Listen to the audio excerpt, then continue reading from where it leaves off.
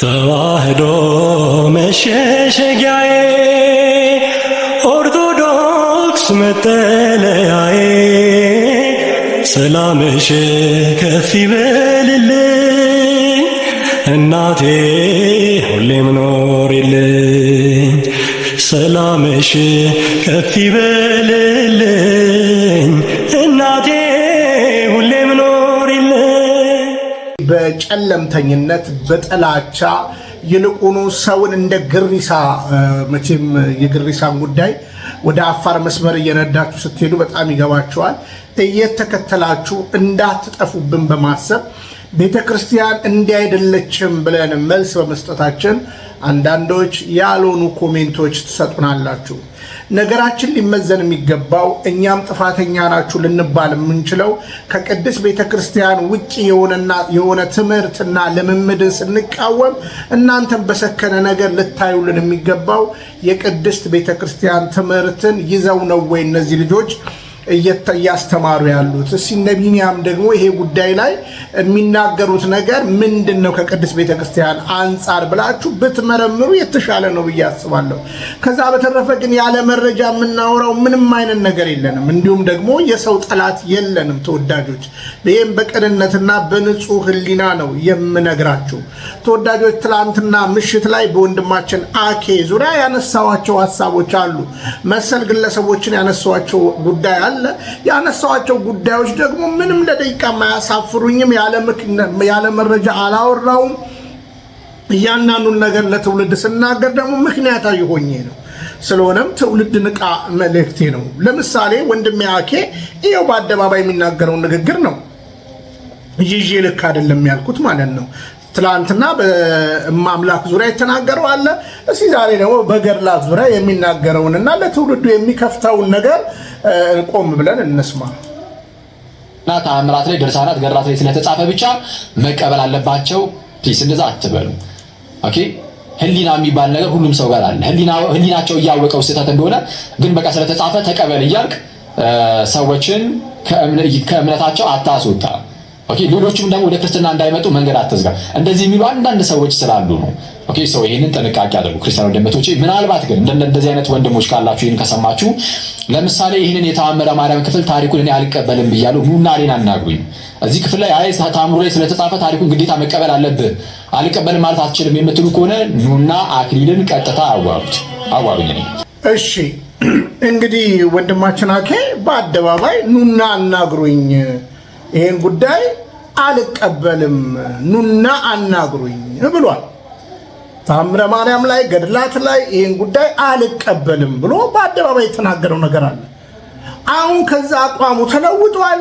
ይሄ ነው አቋሙ። ይልቁኑ ካልተቀበላችሁ ከቤተ ክርስቲያን አትክፏቸው፣ ሳይቀበሉ መኖር አለባቸው የሚል ንግግር ነው እየተናገረ ያለው ማለት ነው። ይሄ ከቅድስት ቤተ ክርስቲያን ጉዳይ እንዴት ይታያል? እስኪ ቀድሜ አንድ ቪዲዮ ላሳያችሁ። ቲክታክን አባ ገብረ ኪዳን ምን ብለው ይናገሩታል? እስኪ እንስማቸው። ኦከር ማለት ሳይመረምር የሚያወራ ወሬኛ ማለት ነው። አላችሁ የላችሁ? አሁን ቲክቶክን ብትዘጉበት አንድ ሰው እሪ ነው የሚለው። ወገኖች ቲክቶክ የተዘጉብኛል ብሎ ያለቅሳል። ለእግዚአብሔር ግን አይገደውም። ሰውነቱን ኃጢአት ወርሶት አይገደውም። የሚታረደው ወንድሙ አይገደውም። ይህንን እንግዲህ በእውነቱ ማለት ነው አደግድጎ 24 ሰዓት የሚዘፍን ትውልድ ይዘን ነው። እንዲሁ እግዚአብሔር ግን አይሰማንም፣ እንዲሁ አይገደውም የምንለው ማለት ነው። እኛስ እንግዲህ ስለ እግዚአብሔር አይገደንም። ይሄንን ነው እግዚአብሔር ተመልሶ ያለ ከቃሉ ጋር ናችሁን? ቃለ ሕይወት ያሰማልን አባታችን። እንግዲህ ቲክቶክ ላይ ነው የተገናኘ ነው አብዛኞቻችን። እስቲ በመቅደስ እንገናኝ፣ በጽኑ ሙግት እናገራለሁ። እኔ በመቅደስ የማላገኘው ኦርቶዶክሳዊ መቅደስ ላይ የማላየው ኦርቶዶክሳዊ እኔንም ካላያችሁኝ በእውነት ለመናገር ጠርጥሩ ነብቶችዋል። እና ቲክቶክ ላይ የሚነገሩ ንግግሮች ግን እንዳልኳችሁ ግልገሎችና ጠቦቶችን ያስታል። ስለዚህ ቢያንስ አልቀበልም ነው አኬ በቀጥታ ያለው ማለት ነው። ይሄን የተናገረው በቲክቶክ ነው። አልቀበልም ናና አናግረኝ ብሏል። እሺ በዚህ ጉዳይስ አሁን እንደው ያለ መረጃ ያለ ማስረጃ አሁን እነ ቀለሜ እኮ ከየት ተነስተው ነው እንደዚህ እያሉ ነው ያሉት? እውነቴን እኮ ነው የምነግራችሁ። ቀና ብለው እንዳይሄዱ እኮ አድርገናቸዋል። የዛሬ ዓመት ከምናምን ማለት ነው። ቀና ብለው እንዳይሄዱ አድርገናቸዋል ተወዳጆች።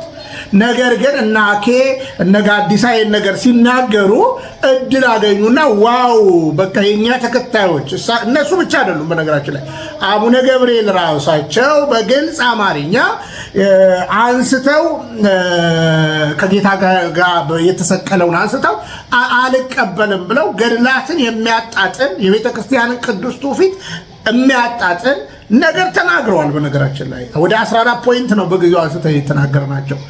ስለዚህ አሁን እንኳን አኬ ጳጳሱ እየተሳሳቱ ልክ አይደሉም ማለት እንችላለን። ብቻ ያለ መረጃ እናውራ። ከዛ በተረፈ ግን በአንዳንዶች ልብ ውስጥ እንትን ያለው እኛ እነዚህ ልጆች እንዲጠሉ እንዳትከተሏቸው የማድረግ ሴራ ይመስላችኋል። እርግጥ አዎ ሰው እንዳትከተሉ እናሳስባለን ደግመን ደጋግመን ማለት ነው። ሰውን ውደዱ፣ ከሰው ተማሩ፣ ሰው ግን አትከተሉ። ቤተክርስቲያንን ተከተሏል። የቤተክርስቲያን ትምህርት ላይ ነው ሁላችንም በጽኑ ሀሳብ ማንሳት ያለብን። ስለዚህ የቤተክርስቲያን ነገር ሲንሻፈፍና የቤተክርስቲያን ነገር ሲጋደድ በተናጋሪው ልክ አይደለም ስንለው ጠልተ ነው ማለት አይደለም ወዳጆች። ለምን እንጠለዋለን እንዴ? ወንድሙን የሚጠላ እኮ ነፍሰ ገዳይ ነው ይላል እግዚአብሔር ቃል። እኛ እነ ግርማን እኮ እነ ተስፋዬን እኮ አንጠላቸውም። እግዚአብሔር መቼስ ልብን ይመረምራል አይደለ? ያውቃል እኮ አይደለ? በፍጹም እኛ ጠላት የለንም፣ የሰው ጠላት የለንም። ግን የቅድስት ቤተክርስቲያን ጉዳይ ትላንትና እነ በጋሻው ትላንትና እናሰግድ እንዲህ ነው ህዝቡን አታለው ያወጡትና አሁን ጴንጤ አዳራሽ አይደለም ህዝቡ ያለው የአልባሌ ቦታ ነው። የሞተው ሁሉ አሉ በመንገድ ላይ በግልጽ ነው የምነግራቸው። ስለዚህ እንጠንቀቅ ነው እያልኩ ያለው። ትምህርታቸውን ይቅርታ ይጠይቁና ያርሙ ነው እያልኩ ያለሁት እንጂ እኔና አኬ ጠልቼ አይደለም። ይሄን በግልጽ አማርኛ ነው የምናገረው። እስቲ በዚህ ጉዳይ ላይ ዲያቆን ዘማርያም ምን ብሏል? እስቲ እንስማው። ዲያቆን ዘማርያምን ድርሳናት ግን አያስፈልጉም ማለት ግን አይደለም። አጭሩ ይሄ ነው። ስለዚህ አንድ ሰው ኦርቶዶክሳዊ ክርስቲያን ሲመጣ በመጽሐፍ ቅዱስ መነጋገር አለበት። በመጽሐፍ ቅዱስ መማር አለበት። ከዛ መጽሐፍ ቅዱስ የተማረውን ነገር በአዋልድ መጽሐፍቶች እያስረገጠ ማሳየት አለበት። እነዚህ ሃይማኖት መጽሐፍቶች እኮ ናቸው። አዋልድ መጽሐፍት እኮ የሃይማኖት መጽሐፍቶች ናቸው። ከመጽሐፍ ቅዱስ ከወጡ ወጡ ነው፣ በቃ ተበላሸ ነገሩ። ስለዚህ አዋልድ መጽሐፍቶች ራሱ የመጽሐፍ ቅዱስ ክፍሎች ናቸው። ከመጽሐፍ ቅዱስ ከወጡ ይባላሉ መጽሐፍ ምኑናት የተጣለ የተናቀ። ከመጽሐፍ ቅዱስ ወጥቷላ መጽሐፍ ርኩሳት ይባላሉ፣ ረከሱ። በቃ ከመጽሐፍ ቅዱስ ወጥተዋላ። ዶግማቲክ ነገሮችን ነገረ ድነትን የሚጣረስ አንድ መጽሐፍ የለም። በነገራችን ላይ የቤተክርስቲያናችን መጽሐፍቶች የሚተረጎሙት ከነገረ ድነት አንጻር ነው። ሴትሮሎጂ ነገረ ድነት የቤተክርስቲያናችን የትምህርቷ ማዕከል ነው፣ አስኳል። የትኞቹ መጽሐፍቶች የሚተረጎሙት ከድነት አንጻር ነው። የትኞቹ ማለት ኢቨን እነዚህ ገድላ ድርሳናት ጭምር የሚተረጎሙት ከድነት አንጻር ነው። የገድለ ዘርዓ ብሩክን ገድል ማንበብ ቤተክርስቲያናቸው መሄድ የሚጠቅመው ለድህነት ነው። እንዴት? በስማቸው ሲዘከር የተራበ ሲያበላ ዘርዓ ብሩክ በጸሎታቸው ያንን ሰው ለስጋው ደግሞ ያበቁታል። የዘርዓ ብሩክን ገድል ተምሮና አውቆ ስጋው ደግሞ ሳይቀበል የሚጸድቃለም ዘርዓ ብሩክ የሚያደርጉት ስጋው ደግሞ አሁን በደንብ እዚህ ጋር አስተውሉ። ዲያቆን ዘማርያም እየተናገረ ያለው ነገር አለ። አሁን የገድለ ዘርዓ ብሩክን አንብቡ ብሎ ሲናገር በደንብ ለድነታችን ያስፈልጋል ሲል በግልጽ አማርኛ እኛ ድነናል ብቻ ብለን አልተቀመጥንም። ድነናል፣ እየዳንን ነው፣ እንድናለን። ስለዚህ ለአባታችን የተገባ ኪዳን አለ። በዛ ኪዳን እኛ ህይወታችንን የተሰጠንን አደራ፣ ምክንያቱም 6 ወንጌላት አሉ አይደለ? 6 ትእዛዛት አሉ የአዲስ ኪዳን ጌታ ያዘዘው ታርዤ ተጠምቼ ታስሬ የሚላቸው ትእዛዛት አሉ። ይህንን ደግሞ በቅዱሳኑ በኩል እንፈጽማለን። ያንን እያለ ነው እንጂ በቀራኔው መስቀል ላይ ዘርዓ ብሩክ ተሰቅሏል እያለን አይደለም። እንድታስተውሉ ነው። ስለዚህ ገድላቶቻችን እምነታችንን የሚቀበቅቡልን ነው፣ የሚያጸኑልን ነው። እምንበር ምክንያት ሆነው አያችሁ፣ እየዳንን ነው። መዳናችሁን ዕለት ዕለት ፈጽሙ። ስለዚህ እኛ ዋን ሴቭድ ኦልዌይስ ሴቭድ አይደለንም። ስለዚህ ይጠቅመናል። ከዛ በተረፈ ግን ያ ገድል ቀድሞ ሲገናኝና ሲያዝ፣ በደንብ ስሙኝ፣ ቀድሞ ሲገናኝና ሲያዝ የሚመዘንበት መጽሐፍ ቅዱስ አለ። በዛ መጽሐፍ ቅዱስ አፕሩፍ ካልተደረገ የሚጣረስ ከሆነ ቀድሞ የወደቀ መጽሐፍ ነው። ያ ብቻ እንዳይመስላችሁ አባቶቻችን የነ ቶማስ ወንጌል የተለያዩ ወንጌል የተባሉ በዘመናት ልክ አይደሉም ብለው የጣሏቸው ነገር አለ። አሁን ቤተክርስቲያን የአንድ ቅዱስ የአንድ ሰማዕት የአንድ አባትን ገድል ስትጽፍ ገድሉ የሚነጻጸረው በመጽሐፍ ቅዱስ ነው። በዛ ካላለፈ በፍጹም ኮንትራዲክት የሚያደርግ ከሆነ አይታተምም። በዚህ አጋጣሚ እንግዲህ ዲያቆን ያረጋል አበጋዝንም አንዳንዶች የምታነሱ አላችሁ። ዲያቆን ያረጋል አበጋዝ ስለ ታተሙት መጽሐፍቶች አይደለም እየተናገረ ያለው። አጭር አማርኛ ስለታተሙት አይደለም እየተናገረ ያለው። የታተሙትማ ቤተክርስቲያን እውቅና ሰጥታቸዋለች። በስርዋጽ ደግሞ ገብተው መናፍቃኖቹ ቃል አንጋደው ደግሞ ያተሙታል። ያንን ቤተክርስቲያን ታጠረዋለች። ከዛ በተረፈ ግን ለምሳሌ ገድላትን የሚቃወም በፍጹም መምህር ከዚህ በፊት አልነበራትም ቤተክርስቲያን። አሁን ቲክቶክ ቅድም አባታችን እንዳሉ ቲክቶክ ላይ የሚያነሱ ልጆች ናቸው ያሉት ማለት ነው። ስለዚህ ቆም ብላችሁ ማሰብ አለባችሁ። እነ ቀለሜ እንግዲህ አስተንፍሰናቸው በገድላት ዙሪያ አሁን ሰሞኑን እንደምታዩቸው የዋሃድን ለእስልምና እንገልጸዋለን፣ የዋሃድን ለሙስሊሞች እንገልጣለን፣ ፎቶውን እንገልጣለን። ይኸውላችሁ ፕሮቴስታንቲዝም 3 አይነት ነው ብዬ ነው የምናገረው። ካዲያን አራጆች አሉ ምላችሁ እነ ቀለሜን ነው በግልጽ አማርኛ ማለት ነው። ፕሮቴስታንት ውስጥ ተቀምጠው ማለት ነው። በነገራችን ላይ የዋሃድን እኮ ሰው ያውቀዋል በአጭር አማርኛ። ሙስሊሞቹ ያውቁታል። ወደ አሁኑ መልስ መለሱ አይደል? እኛ ስለማንፈልገው ነው እናውቀዋለን አሉ። ምንም ማራገብ አያስፈልግም፣ እናውቀዋለን። ማንንም እኮ ይታወቃል። በነገራችን ላይ እውነትና ባለ ጉዳዩና ጉዳይ እንደው ባላንጣ ይረሳሳል ብላችሁ ታሰባላችሁ? ግን በዚህ ያክል ግን ልጁን አሳልፎ ለመስጠት የሚጥሩበት ነገር ምንድነው ብትሉ ሌባው ሊሰርቅ ሊያርድ ይመጣል ስለሚል በነቀለሜ ልብ ውስጥ ያለው ይሄ ነው። ስለዚህ ገድላትን ስናስብ መጽሐፍ ቅዱስ እኔ ነገርኳችሁ መጽሐፍ ቅዱሴን አንብቤ ገድላታውን ሳነብ ምንም አልቆረቆረኝም፣ ምንም አልጎረበጠኝም። ባጭር አማርኛ አልጎረበጠኝም። ከዛ በተረፈ ግን እንደው የሆነ ችግር የሚፈጥርብን ነገር ካለ ወዴት እንሄዳለን? ዲያቆን ዘማርያም ያብራራዋል። እንቀጥል። ተወዳጆች ሁላችሁም ላይክ ሼር እያደረጋችሁ ለትውልድ ማድረሳችሁን እንዳትረሱ። ይህንን ትውልድ ማቅናት ካለብን በእውነትና በቅዱስ ቤተክርስቲያን ትምህርት ማቅናት አለብን።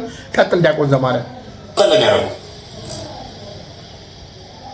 በ14 ደብረ ክርስቶስ አቡነ አረጋዊ እናደርጋለን። ሂድ ቤተክርስቲያናቸው ቅዳሴ ያለ ስጋው ደግሞ ትቀበላለህ። ቅዳሴ የማይቀደስበት ስጋው ደግሞ የሌለበት ቤተክርስቲያን አለ ኢትዮጵያ ውስጥ? ጉልላቱ ላይ መስቀል የሌለበት አለ? የለም። የየትኛውም የማንም ጻድቅ ቤተክርስቲያን የለም። የማንም ሰማዕት ይሁን አንድ የለም። አንድ በስጋው ደግሞ የማይታለፍ ንግስ የማይከበር ቅዱስ የለም። ግን ሰዎች ወይ በህትመት ወይ ኢንቴንሽናል ሆን ብለው ስርዋጽ ሊከቱ ይችላሉ። እዚህ ላይ እኮ ሊከቱ ይችላሉ። መጽሐፍ ቅዱስ አዲስ መደበኛ ትርጉም፣ ቀለል ያለ ትርጉም እያለ እኮ ሊያስቀምጡ ይችላሉ። በረዘው ስላወጡ መጽሐፍ ቅዱስ አንቀበልም አንልም። በተመሳሳይ ይህን ስለበረዙት ገለ ዘርዓ ቡሩክ አንቀበልም አንልም። ተአምረ ማርያም የተበረዘ ነገር እንኳን ብናገኝ የብራናውን እናያለን ምንጩን። ለምሳሌ መጽሐፈ ዚቅ፣ መጽሐፈ ጾመ ድጓ ላይ እንከን ቢገኝ ምን እንደሚደረገው መጽሐፈ ድጓ እናያለን። ለምን ጾመ ድጓና መጽሐፈ ዚቅ ከየት የወጡት? ከዋናው ከያሬድ ድጓ ላይ የወጡት። የት ይታያል? ድጓ ላይ የሚታየው። ጾመ ድጓ አልቀበልም አይደለም የምንለው፣ መጽሐፈ ዚቅ አልቀበልም አይደለም የምንለው። የምናየው ምንጩ ላይ ነው የምንሄደው። አይቶን ማጥራት ልክ እንደዚህ መጽሐፍ ቅዱስ ተበረዘ ሲባል ምንድን ነው የምናደርገው? የዕብራይስጡን ነው ያለ። የሐዲስ ቃል ሲጠቅስ እንደሆነ የዕብራይስጡን ነው ያለው። የሐዲስ ቃል መጽሐፍ ደግሞ ሲሆን ደግሞ የግሪክ መጽሐፍቶችን እንመለከታለን። አብዛኞቹ የሐዲስ ቃል መጽሐፍት ደግሞ የተጻፉት በግሪክ ኤክሴፕት ማቴዎስ ወንጌል በዕብራይስጥ አልተጻፈው፣ የማርቆስ ወንጌል በሮማይስጥ ቋንቋ አልተጻፈው። ሁሉም አዲስ ቃል መጽሐፍቶች እኮ እንዳለ ጠቅላላው እንዳለ እኮ አዲስ ቃል አይደለም፣ በግሪክ ቋንቋ ነው የተጻፈው። የማቴዎስ ወንጌል አሁን በዕብራይስጥ ነው የተጻፈው።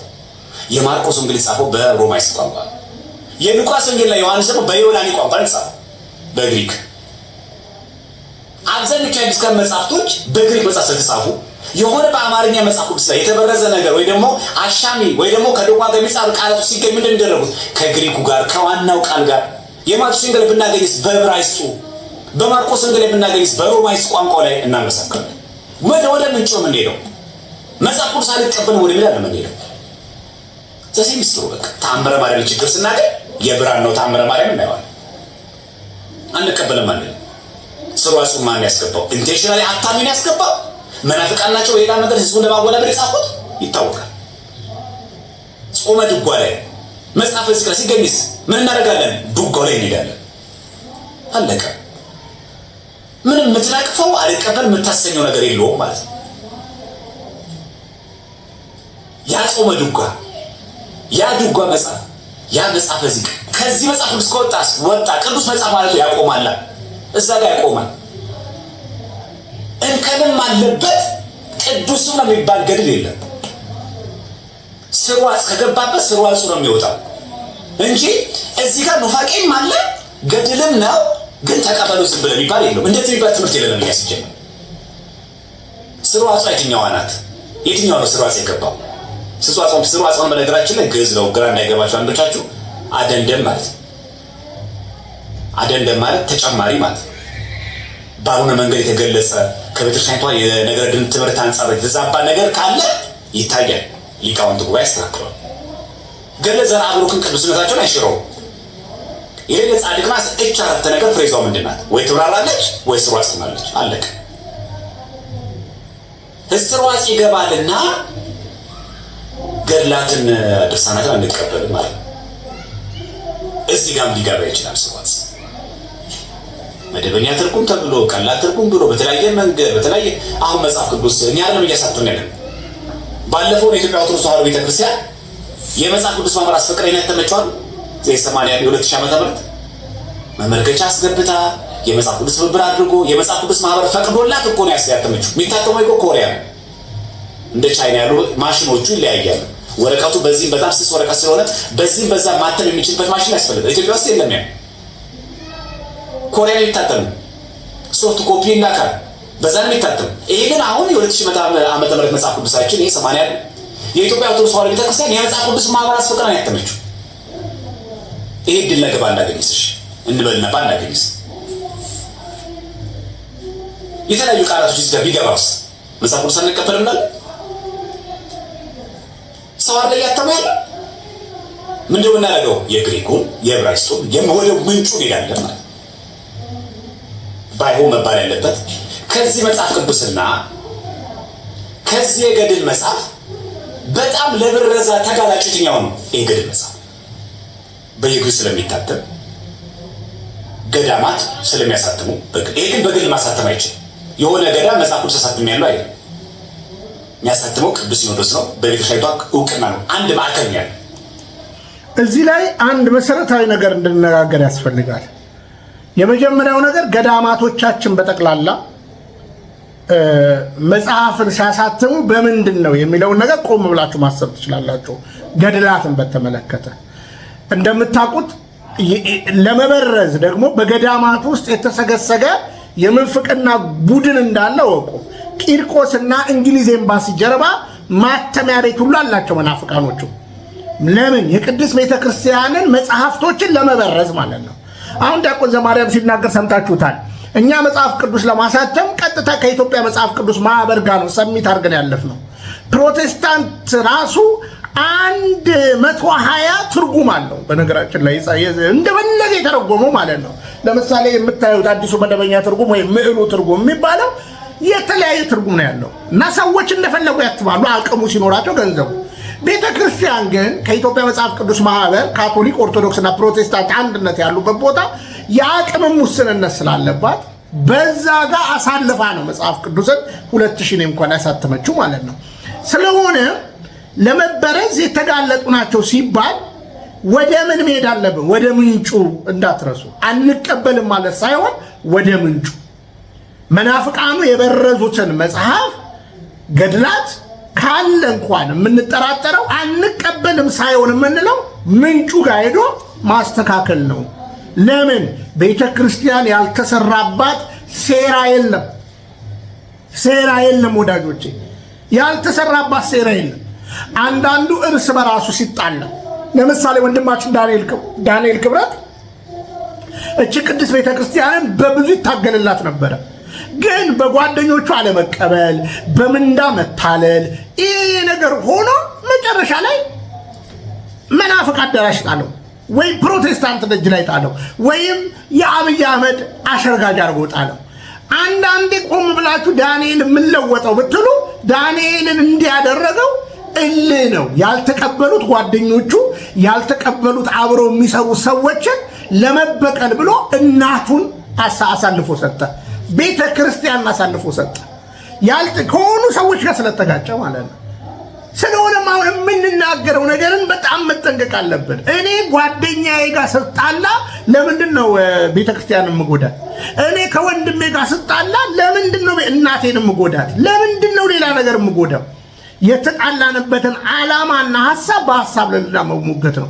ስለዚህ ገድላትን አልቀበልም፣ ተአምረ ማርያምን አልቀበልም ማለት አይቻልም። ባጭር አማርኛ አይቻልም። ዳጸ ልሳን አይደለም። በነገራችን ላይ አልቀበልም ብሎ አናጉሩኝ ነው እየተባለ። ታዲያ ለማናገር አንተ ራሱ ወደ ዋናው ሶርስ ለምን አትሄድም? ወደ ዋናው ሶርስ ሄደ ለምን አታገናዝብም? ምክንያቱም ተአምረ ማርያምም እንግዲህ ተስፋ ገብረስላሴ ዘብሔረ ቡልጋ ብቻ ያሳተመው የሚመስላቸው ሰዎች አሉ። በእርግጥስ ማን ምን ይሰራል የሚለው ነገር ማጠናጠኑ ነው። እኔ አንድ ጊዜ ከስር እንደተፈታው አንድ የምስጋና ፕሮግራም ነበር፣ የመጀመሪያው እስር ላይ ማለት ነው። ትዝ ካላችሁ እነ መምህር መስፍን ያዘጋጁት መርሃ ግብር ነበረ። በዛ ቦታ ላይ ቡራካቸው የደረብን ብፁዕ አቡነ መቃሪዎስ ነበሩ። አንድ ቃል ነው የተናገርኩት። እኔ ለዚህ ቅድስት ቤተክርስቲያን በጣም የዘውትር ጸሎቴ፣ ልመናዬ እንደ ባይብል ሶሳይቲ ሜጋ የሆነ የመጽሐፍ ቅዱስ ማተሚያ ድርጅት እንዲኖራት ነው፣ መግዛት ነው። ለምን? የራሷን መጽሐፍ በራሱ። ከዛ በተረፈ እንዳልኳችሁ ለመበረዝ ገዳማት ውስጥ የተሰራ ሴራ አለ። ቴዎሎጂ ኮሌጅ ላይ የተሰራ ሴራ አለ። በየዋነት አባቶች ያደረጉት ነገር አለ። ስለዚህ ያንን ለመንቀስ ወደ ምንጩ መሄድ እንጂ አልቀበልም ማለት አይበጅም። ይህንን ክፍተት ተጠቅሞ እገሌ አልቀበልም ማለት እገሌ አልቀበልም ተብሎ ግልገልና ጠቦቶችን ታስታላችሁ ነው እያለን ያለ ነው። እውነታው ይሄ ነው። የሆነ ችግር ካለ ወደ ምንጩ፣ ወደ ግሪኩ፣ ወደ ኢብሩ ብቻ መሄድ ሳይሆን ወደ ግዕዙ መሄድ ያስፈልጋል። ግዕዙ ምን ይላል? ገድለ ተክለ ሃይማኖትን እኮ በአደባባይ እኮ አቶ ዮናስ ቤት እኮ ቀለም እኮ የተዘረረው እኮ በግዕዙ በግልጽ ደግሞ ቃሉ ተነቦለት እኮ ነው። እና እንደ ሌሎቹ ግን አትሳቀቅ። ምንም የሚያሳቅቅ የለንም። በነገራችን ላይ እኔ ነገርኩ ከምንፍቅና የመጣው ነኝ። ገድል አንብቤ ማላቅ ነኝ። መጽሐፍ ቅዱስ ግን በተወሰነ ነገር ያየው ሰው ነኝ። ስመጣ ግን በሰፋ ነገር ነው የመጣሁት። ምንም ኮንትራዲክት የሚያደርግ ነገር አላገኘውም። የቃላት ግድፈት እንኳን ባገኝ የማስበው እዛ ጋ ነው። ምክንያቱም ይሄ ምዕሉ ትርጉም ወደ 180 ኢረሮች አሉት በነገራችን ላይ። ስለዚህ ይህንን በቅንነት ተረዱን እንጂ እኛ ልጆቹን ጠልተን አይደለም። እኛ በእውነት ለመናገር እንዲታረሙ ነው። የልዩነት ምክንያት እንዲሆኑ ስለማንፈልግ ነው። ከዛ በተረፈ የሚያደርጉት ነገር የቤተክርስቲያን ስርዓትን ያማከለ አይደለም። በህቡ እናቆርባለን፣ በቡድን እናቆርባለን ምናምን። ቁረቡ ትልቅ ትምህርት ነው። ስርዓተ ቤተክርስቲያን ግን ይከበር እያልን ያለ ነው። እናንተ እንደፈለጋችሁ መንዝሩት። ከዛ በተረፈ ቲክቶክ ቅድም አባታችን እንዳሉ ምን እንደሆነ ቀድመን አሳይተናቸዋል። ስለዚህ ተወዳጆች በንጹህ ሊናሰሙን ነው እያልን ያለ ነው። ለማንም ስለማይበጅ ማለት ነው። ይህን ተቀብዬ አልቀበልም የሚባል ነገር የለም። በመሰረቱ ቤተክርስቲያን እኮ እያንዳንዱ ነገር በጥንቃቄ ነው የምታስቀምጠው። የአንዳንድ አገልጋዮችንም ቃል ደግሞ እየሰነጠቃችሁ መጠቀም የለባችሁ። ቀድሞም ኮንትራዲክት የሚደረግ ነገር በቤተክርስቲያን እውቅና አይሰጥም። ገድላት ከቅዱስ ካሉ ኮንትራዲክት ካደረገ አትቀበልም ቤተክርስቲያን። ችግሩ ምንድነው? እኛም እንደ ፕሮቴስታንቶች አንዳንድ ቀን ቀጥታ መንግስተ ሰማያት እንገባለን የሚል አሳሰብ ጭንቅላት ላይ ስላለ ነው። እኛ ድነናል፣ እየዳንን ነው፣ እንድናለን የሚል ትምህርት ነው ያለን። በእውነት ለመናገር መንግስተ ሰማያት ከማለታችን በፊት ምን አለ? ገነት አለ። ሲኦል ስንል ደግሞ ገሃነመ እሳት አለ። ይህንን 4 ነገሮች በቅጡ ማየት ነው። ስለዚህ ምንም የሚረብሸን ነገር የለም። ከዚህ ምድር ያለፈውን ነገር ከተረዳን በቅዱስ ቤተክርስቲያን ትምህርት የአመጣጡን ጉዳይ በአግባቡ ከተረዳን ሚስጥረ ሥላሴ፣ ሚስጥረ ሥጋዌ፣ ሚስጥረ ቁርባን፣ ሚስጥረ ጥምቀት፣ ሚስጥረ ትንሣኤ ሙታን ብለን ከተረዳን በእነዚህ ውቅር ውስጥ ገድላቶቻችንን ብናይና ብንመረምር እምነት እንቀበቀባለን እንጂ በእምነታችን ላይ ጥርጣሬ ያመጡ። ስለዚህ አልቀበልም እቀበላለሁ ብሎ ከመውረግረግ በየሚዲያው ቀስ ብሎ ምን ማለት ነው? ኦሪጂናል ምን ይላል? ባይብል ላይ ለምሳሌ ኢሳይያስን መጽሐፍ አይታችኋል አይደል? እዚህ ላይ የድንግል ጸንሳለች ወንድ ልጅም ትወልዳለች የሚለውን ቃል አውጥተውት ምን ብለው ነው ማብራሪያ የሰጡት? የኢሳይያስ ሁለተኛ ሚስቱ ብለው ነው እነሱ የሰጡት። ስለዚህ እንደዚህ ነው ወይ ትርጓሜው ብለህ ደግሞ ማየት ነው። ስለዚህ እኛ 180 ኢረር እያለው መጽሐፍ ቅዱስ ብለው ተቀብለውታል።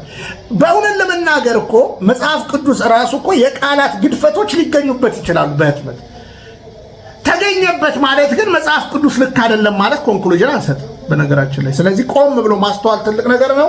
እስኪ ዲያቆን ይቀጥል።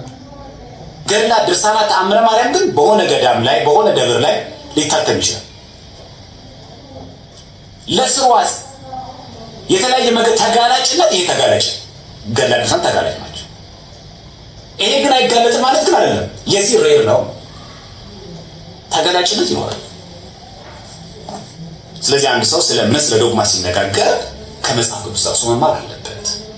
ይሄንን ደግሞ ገድላ ድርሳናትን ደግሞ ጠቅሶ ማስተማርም ይችላል፣ አልተከለከለም። ከየት ከዚህ አዋልድ መጽሐፍ እስካልተጻፈ ድረስ ሲጀመር የሚጻረርስ አዋልድ መጽሐፍ አይባልም። እዚህ ገድለ ዘርዓ ቡሩክን ገድሉ ቅዱስ ያሰኘው ትክክል ያሰኘው ከዚህ መጽሐፍ ቅዱስ አንጻር ስለታየ ነው። እኛ ስለወደድ ነው ስለተቀበል ነው አይደለም። ተጋላጭነት ግን ከመጽሐፍ ቅዱስ የበልጥ ገድላ ድርሳናት ተጋላጭ ናቸው። ስለዚህ አንድ ሰው ለእምነት ለዶግማ ንግግር ሲናገር መነሻ ማድረግ ያለበት መጽሐፍ ቅዱስ መሰረት አድርጎ መናገር አለበት። ከዛስ እነዚህ ገድላ ድርሳናትስ ከዚህ መጽሐፍ ቅዱስ መውጣት የለባቸው። የወጣም የለንም እኛ ሲጀመር እኛ አልገባን ይሆናል ወይ እኛ የተሳሳተ መስሎ ሊሆን ይችላል። እኛ መሰለን ማለት ግን ተሳስቷል ማለት ግን አይደለም። ይህን በደንብ አድርጎ አጥርቶ መለየት አስፈላጊያችን። ቃለ ሕይወት ያሰማልን ዲያቆን፣ በእውነት ከልብ እናመሰግናለን። ቃለ ሕይወት ያሰማልን። እውነታው ይሄ ነው። እውነታው ይሄ ነው። የቤተ ክርስቲያን ትምህርት ይህ ነው።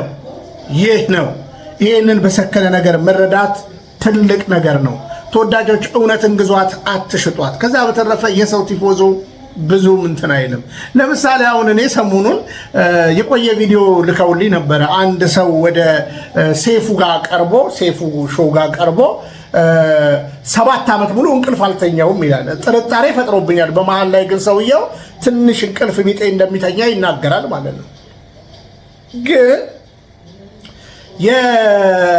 የሸላሚው ቡድን ድንቃድንቅ ላይ ምን ሊመዝሆን ለአመታት ያልተኛ ሰው ነው ወደዚህ ምጋብዝላችሁ። ቁምላችሁ አዘፋን ሞቅ አድርገን ከዛ በኋላ ስልክ ላይ ያው በጣም እቆያለሁ።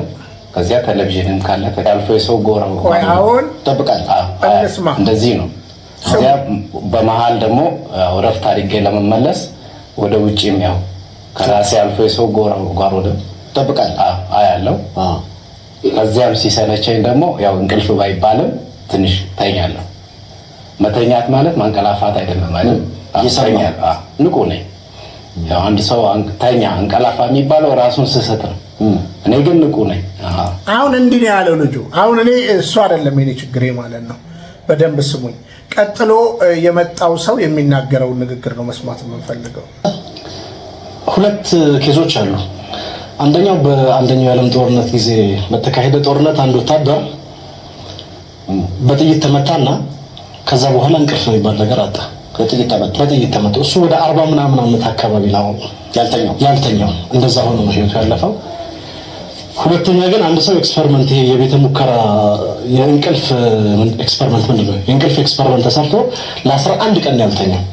ለ11 ቀን ባለመተኛቱ ምክንያት ትልቅ ቀውስ ውስጥ ነው የገባውና ምናልባት ይሄን ያለው አንዳንድ ያልተረጋገጡ ወሬዎች ኢራን ውስጥ ለ16 ዓመታት ያልተኛ ሰው አለ ይላሉ። እሱን ኮንፈርም ማድረግ አልቻልኩም። ከወታደሮች የወንድማችን ሪካርድ ይመስለኛል ትልቅ ሪካርድ፣ ምክንያቱ ምን እንደሆነ አልታወቀም እንጂ ይሄ ትልቅ ሪካርድ ነው። እሺ እንግዲህ እንደሰማችሁት በእውነት ለመናገር 7 ዓመት አልተኛውም ነው እያለ ያለው። 40 ዓመት ያልተኛ ሰው አለ በጦርነት የነበረውን ነገር ማለት ነው። ስለዚህ አሁን ተአምር ነው፣ በቃ እግዚአብሔር ያደረገው ነው በአንድም በሌላ ማለት ነው። ስለዚህ አሁን ይሄ ሰውዬ እንዴት 40 ዓመት አልተኛም ብሎ የሚከራከር ሰው አለ? አሁን እነ ቀለሜ ጋር ውሸት ነው ምናምን ነገር የሚላለ እንዴ? በጣም እሺ እንግዲህ በዚህ ተከራከሩ ነው እያልን ያለ ነው። ብዙ ዓመት ያልበሉ ሰዎች አሉ፣ ያልጠጡ ሰዎች አሉ ሀገራችንም ላይ እንደዚህ እና ታምራትን በታምራት ነው የምናየው። ይቻላል፣ አዎ ይቻላል። ግን በፕሮቴስታንቱ ጾማለሁ ብሎ 40 ቀን ሞቶ ሁሉ የቀረሰው እንዳለ ቆም ብላችሁ አስቡ። እና አንዳንድ ጊዜ ነገሮችን ረጋ ብላችሁ እንድታዩ የአደራ መልእክቴ ነው ተወዳጆች። እያንዳንዱ ነገር በማስተዋል ማየት አለብን። ስለሆነም እቺ ቅድስት ቤተክርስቲያን ለማሳጣት የምትሞክሯቸው ሙከራዎች አይጠቅሙም፣ አይበጁም። ይሄን ግልጽ የሆነ ነገር ነው የምናገረው እና እኔ አልከበደኝም። እንኳን በታምራት በገድላቶች ቀርቶ ሴፉ ጋር የቀረበው ሰው አምናለሁ። በነገራችን ላይ አምናለሁ። በቃ አለቀ ማለት ሰውየው ነው። ይሄ ሰውየው ተናገረ። 40 ዓመት ደግሞ ያልተኛ ሰው አለ ብሎ ደግሞ ዓለም ያስቀመጠው ነገር እና ታምራት ልናምናቸው ይገባል። ስለዚህ ነገር ግን አጌነስቶኖችን ቤተክርስቲያን ለመጉዳት በሚደረግ ነገር ይልቁኑ ከቤት ሆነው ያሉ ሰዎች ይህን ነገር ሲናገሩ አያስደስትም መልእክቴ ነው። እኔ ደግሞ ልክ አይደለም ብዬ ስናገር ብዙዎቻችሁ ትቀየሙኛላችሁ፣ ነገ ታዩታላችሁ። ብዙዎች ወደ መናፍቃን አዳራሽ የሄዱት በጥርጣሬ ነው። ትውልድ አስተውል መልእክቴ ነው። ከልብ ነው የምወዳችሁ፣ ከልብ ነው የማከብራችሁ። ምሽት እግዚአብሔር ቢፈቅድና ብንኖር እንገናኛለን። ብንያም ሽታዬ ነኝ፣ ፍቅረ ኢየሱስ ከስደት ሀገር ኡጋንዳ ካምፓላ። ሰላም እግዚአብሔር ከሁላችን ጋር ይሆን። ሰላም። ተዋህዶ መሸሸጊያዬ፣ ኦርቶዶክስ መጠለያዬ፣ ሰላምሽ ከፍ ይበልልኝ እናቴ ሁሌም ኖሪልኝ። ሰላምሽ ከፍ ይበልልኝ